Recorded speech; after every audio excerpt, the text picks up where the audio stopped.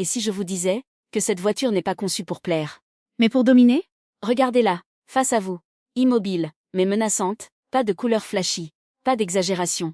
Juste une présence froide, calculée. C'est le genre de machine qui ne demande pas votre attention, elle la prend. La plupart des gens pensent que la puissance, ça fait du bruit, un moteur qui crie. Une accélération brutale. Une démonstration, mais le vrai pouvoir est silencieux. Cette voiture ne vous impressionne pas parce qu'elle est cesse.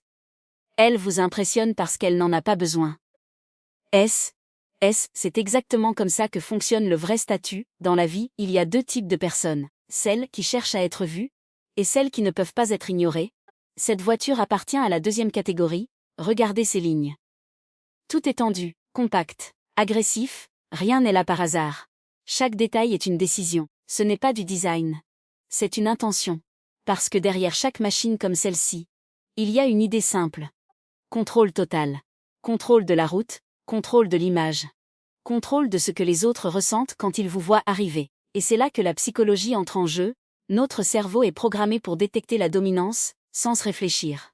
Instantanément, des formes basses, des lignes nettes, un regard presque humain dans les phares, tous, ça envoie un signal clair, puissance. Vous ne l'analysez pas. Vous le ressentez? C'est pour ça que certaines voitures passent inaperçues. Et que d'autres arrêtent littéralement le temps quand elles arrivent. Mais voici ce que la plupart des gens ne comprennent pas. Ce n'est pas la voiture qui crée cette réaction, c'est ce qu'elle représente, discipline, précision, contrôle. Parce que pour arriver à ce niveau, il faut penser différemment. Les gens ordinaires prennent des décisions basées sur le confort. Les gens qui finissent ici prennent des décisions basées sur la vision, ils ne demandent pas. Est-ce que c'est facile? Ils demandent. Est-ce que ça m'emmène là où je veux aller? Et c'est exactement ce que cette voiture incarne. Elle n'est pas faite pour être pratique. Elle n'est pas faite pour être raisonnable. Elle est faite pour une chose. Exister au-dessus du bruit. Au-dessus de la moyenne, au-dessus des attentes. Et quand vous êtes au volant de quelque chose comme ça, vous ne conduisez pas juste. Vous imposez une présence. Mais il y a un détail encore plus intéressant.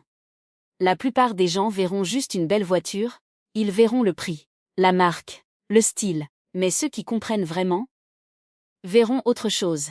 Ils verront les heures invisibles, les décisions difficiles, les sacrifices silencieux.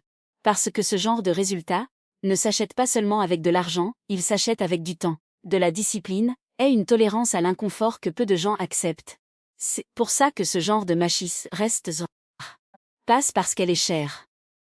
Mais parce que peu de gens deviennent la personne capable de la posséder. Alors la vraie question n'est pas: est-ce que tu peux te permettre cette voiture? La vraie question est: est-ce que tu es devenu quelqu'un qui appartient à ce niveau? Parce qu'au final, ce n'est jamais une question de moteur, de vitesse ou de design. C'est une question d'identité. Et cette voiture, c'est ce que cette identité ressemble quand elle prend forme.